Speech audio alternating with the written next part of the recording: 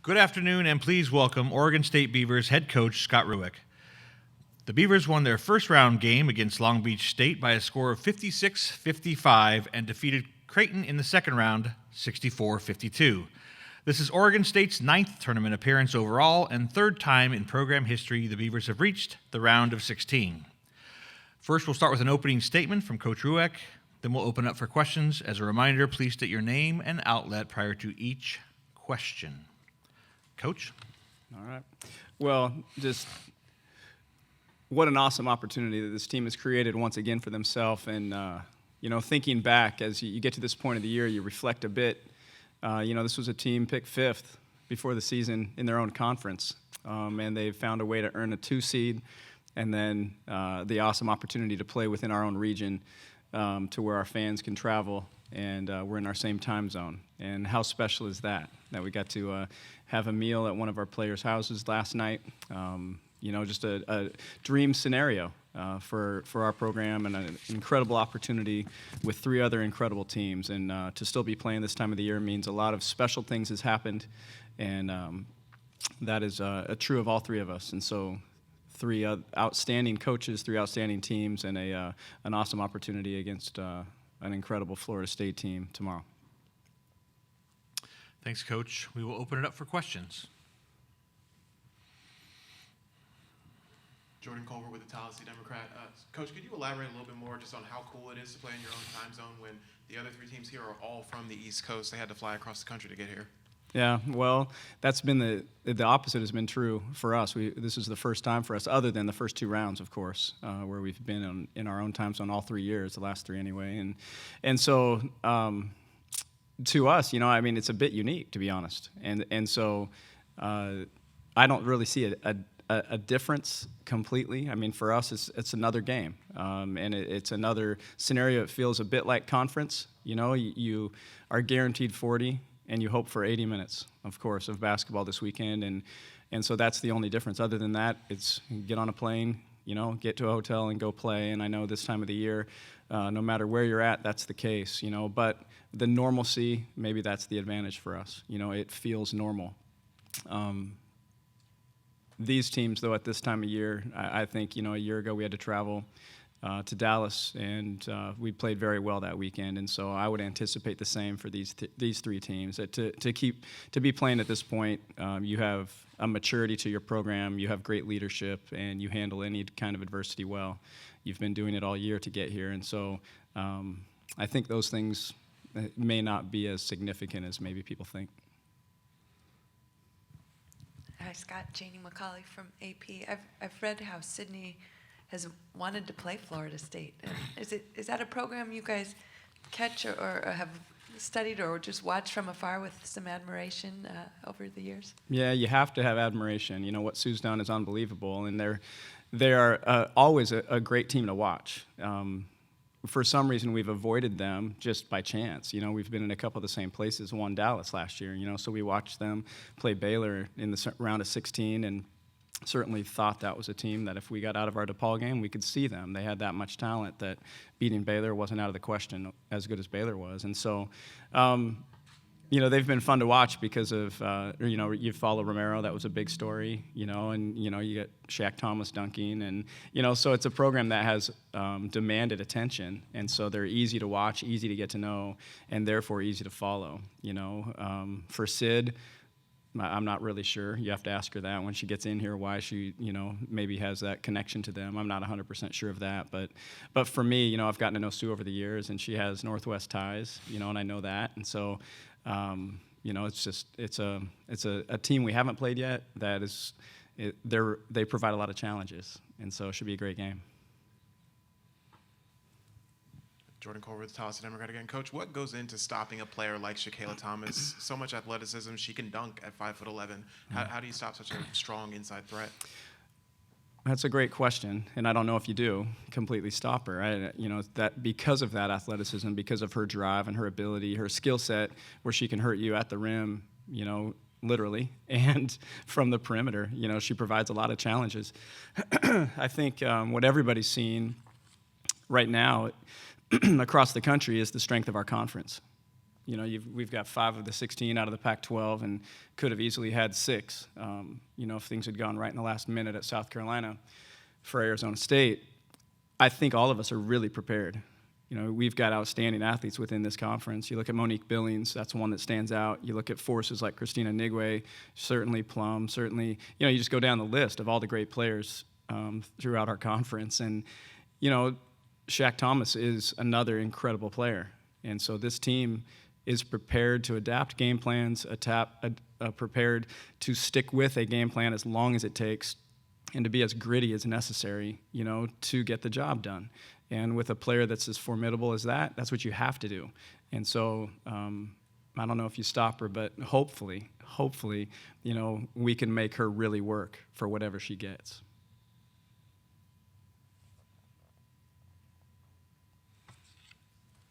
Hey, Coach, Thomas Lawrence with the Stockton Record. When you were recruiting Kat Tudor, what appealed to you about her as a recruit, and how has that translated to her first season playing college ball? Yeah, Kat's a dream. The first thing that stands out is, her ability to shoot the ball. I mean, that's the first thing.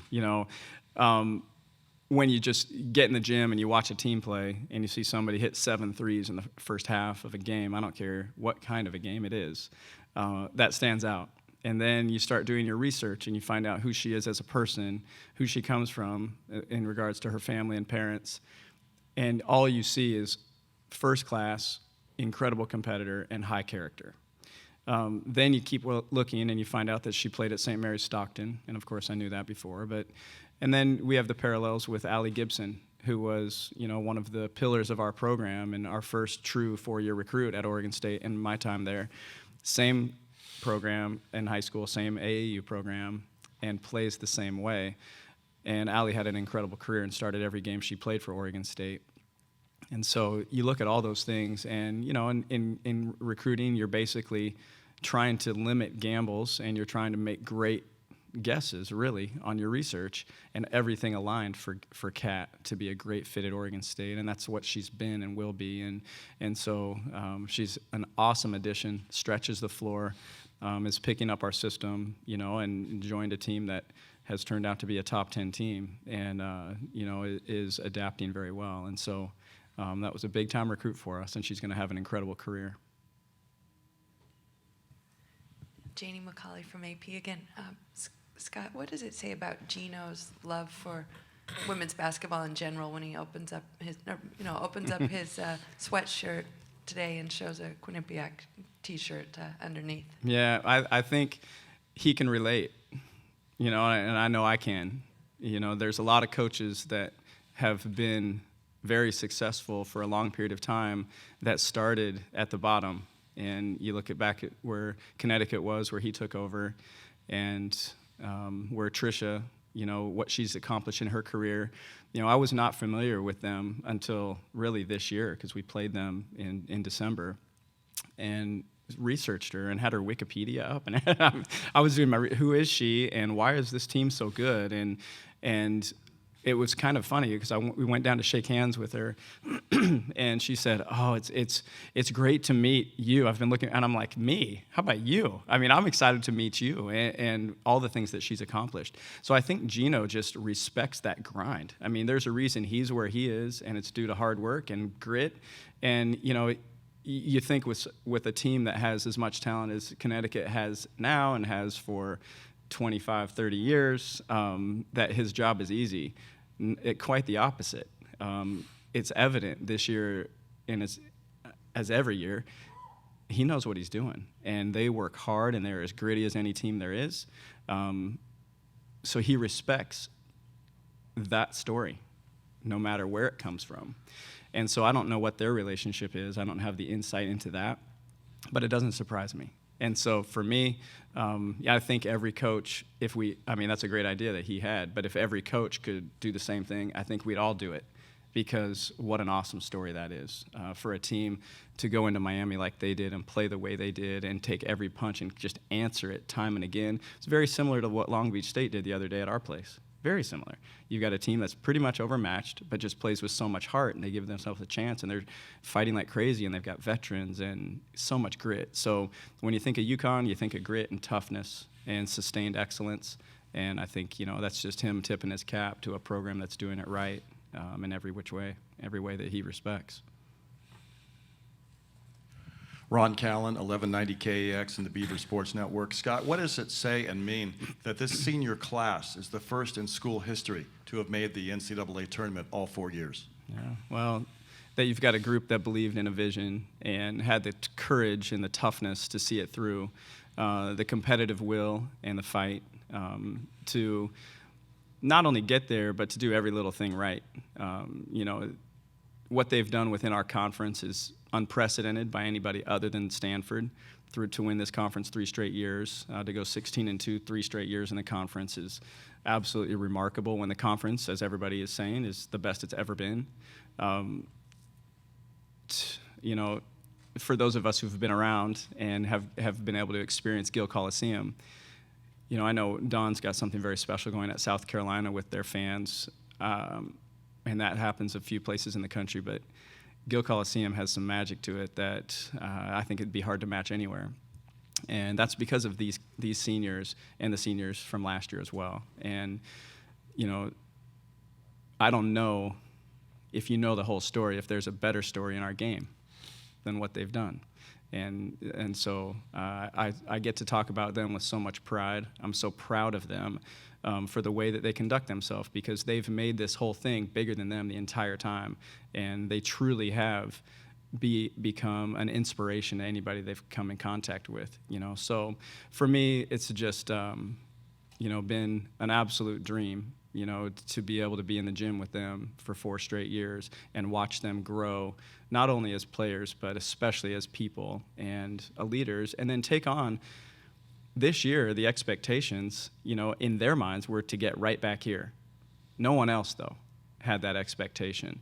And so when those expectations on the outside dropped, they said, no, we're going to get back to where we were a year ago. And for me, to basically to get out of the way and watch it happen has been a joy and a dream. Yeah. Okay. As a reminder, video cameras are not permitted in the interview room. A recording courtesy of Hammond Communications will be available as soon as the news conference is complete at ncaa.com/media. Media can also plug into the Molt boxes, which are available in the audio-video distribution area. Please welcome Oregon State's student athletes, Sydney Weiss and Gabriella Hansen. We would like to open up the floor for questions. Again, as a reminder, please state your name and outlet before your question, and if you could direct your question to a specific player, that'd be helpful also.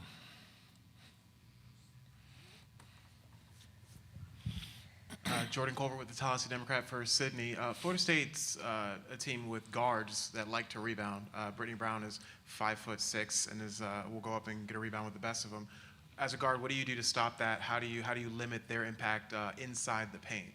Yeah, I think the biggest thing is to make sure that we stay in position.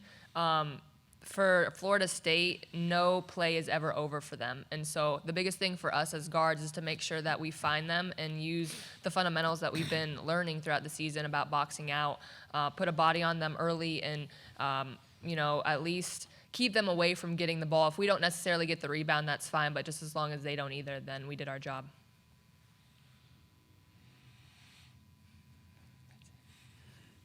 Next question. Keep it going. And this could be for either player. I asked your coach the same question. Shaquela Thomas, ACC Player of the Year, on a bit of a scoring tear. What goes into stopping someone who is so athletic and can really hurt a team from mid-range?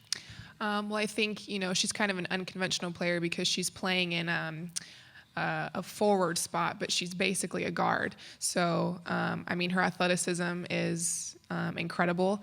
And so our post players are going to have to be extremely disciplined in how they play her positioning wise and limiting her to one shot, and boxing her out as well is going to be extremely important.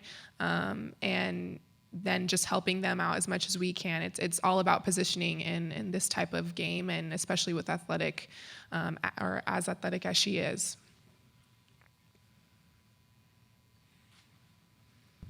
Ron Callan, 1190 KAX Beaver Sports Network.